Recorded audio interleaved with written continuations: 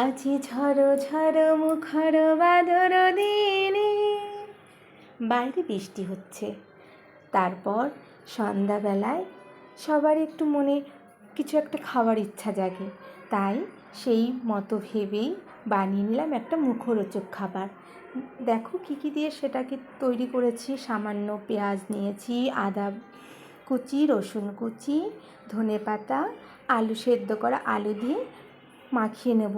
তারপরে সামান্য একটু জলও দিয়ে দেবো। জল দিয়ে সেটাকে মাখিয়ে নিয়ে তারপরে ভাজতে শুরু করতে হবে। এটার নাম কি দেওয়া যায় জানি না, যেটা মনে হয় সেটাই দিতে পারো, কিন্তু খেয়ে দেখবি এটা বানালে যথেষ্ট ভালো। এরপরে সামান্য হলুদ দিলাম, তারপরে দেবো লবণ, একটু ধনের গুঁড়ো আর একটু দিলাম গরম মশলা, যাতে খাবারটা একটু সুস্বাদু হয়। আমার ছেলে আবার একটু সুস্বাদু খাবারটা বেশি পছন্দ করে, কেন ছোটো তবুও খায়, অল্প খায়, খুব বেশি তো খেতে পারে না। দেখো মাখিয়ে নিয়েছি।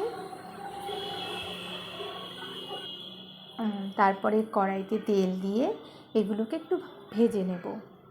আমাদের বাড়িতে একটা বিষয়, যদি বাড়িতে ডাল হয় তার সঙ্গে একটু ভাজা সবাই খেতে পছন্দ করে, তাই মাঝে মাঝে আমি নিজের মন থেকেই যেটা ঘরে থাকে সেটা দিয়ে বানিয়ে নিই। দেখো এই বড়াই বলছি, বড়াটার মধ্যে আমি সামান্য চালের গুঁড়ো দিয়েছি আর বেসন দিয়ে করেছি, কারণ চালের গুঁড়োটা দিলে বেশি মুচমুচে হয় দেখেছি। অনেকে বেকিং সোডা, বেকিং পাউডার, আমি ওইসবের কিছু ইউজ করি না, আমি এইগুলো দিয়েই সেটাকে করার চেষ্টা করেছি। আমি দেখেছি আমার মা সব দিন বেসনটাও ইউজ করতো না, শুধু চালের গুঁড়ো দিয়েই বড়া করেছে, কিন্তু আমি একটু বেসন দিয়েই করার চেষ্টা করি। দেখো সবগুলো এখন ভেজে নেব। সুন্দর করে ভেজে নিলেই তারপরে খাবার জন্য সেটা প্রস্তুত হয়ে যাবে। দেখো ভেজে নিচ্ছি। এবার কড়াইতে আগে সবগুলো, যেটুকু করেছিলাম সবগুলো কড়াইতে একবারে ধরে গেছিলো। তারপর সেটাকে ভাজতে হবে আস্তে আস্তে, লো ফ্লেমে ভাজতে হবে যাতে সেটা পুড়ে না যায়। গ্যাসটাকে আমি লো করেই দিয়ে সেগুলো দিচ্ছিলাম। দেখো একটু ভাজা ভাজা হয়েছে, আমি এগুলোকে একটু একটু উল্টে নেব। হ্যাঁ, ওই পাশটা ভাজা হয়ে গেছে তাহলে সবগুলো।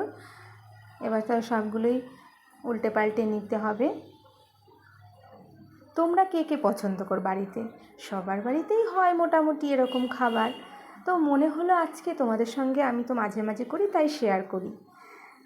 দেখো বাইরে তো বৃষ্টি পড়ছে, অনেকের বাড়িতে সব সময় করে ওঠা হয় না, বাইরের থেকে নিয়ে এসেও সবাই সন্ধ্যাবেলা এরকম খেতে ভালোবাসে।